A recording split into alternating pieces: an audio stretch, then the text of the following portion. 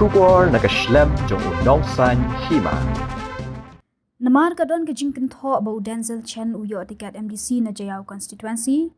Namar u Dr.Kara Chen uday ukini ubalong kumu chairman ke state election committee. Nakaliang u Dr. Bats Kamrbo kumunong aiktian. Ula pensyai bakam don kum kata ban pet shibahaya. Ula ong bahaba poi ha Jaïaw constituency. Kidukhat Kim Shah u Dr.Kara Chen. Watla uday u chairman banyakran ni don haka committee Henry lekran tang kidukhat.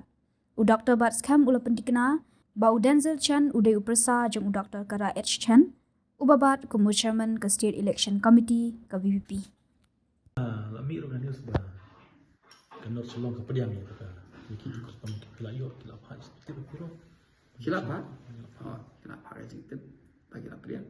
Te kung ki kadai ki bayor ki khot ki jongi ki dei ki ba la train am ka party te ibarit siwang ba tangbom consulting i ke ba ke pembunuhan constitution te yang kata te ngelawan pedian Tan ba keno ba imba den Chen ide bahayan mo bagi melang seperti pi ke wi galong kum ni ho ide i be Dr. Kara H. Chen ide president juga state election committee but i Denzel Chen ide persajani tama kawai ka ba ngakwa pa niya dak ba Shah pi ka long ba habang ya kren ya ka kis chong ka mo prem Ngim Shah iban kren but Ngim Shah iban don ru nama ka dia kis ka ba ngilaban ka don ka conflict of interest te kamut ba ni don tang te ki bom de tang ki wei pat ki khot chong ka state election committee ni long ngi su thu ka tan ring la sim ya ka proper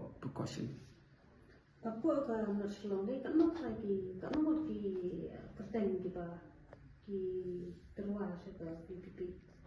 Kalis yang amdan hangni tam ki yadan iba terwa pi ko bikalong kumni kuma sya kren ka naga ka state election committee ka donru ka bor ban guide ya ki applicants tada ki applicant ki biang ni baki biang naga we constituency hindi naga we constituency kila banom biang ni advise ki accordingly kamdei bangi ni shu le matla ni I de even the advice also what iki candidate chung bakin kambiang ni kin nam kambiang namar bangi ni don lagi jong kinong tre ki jungi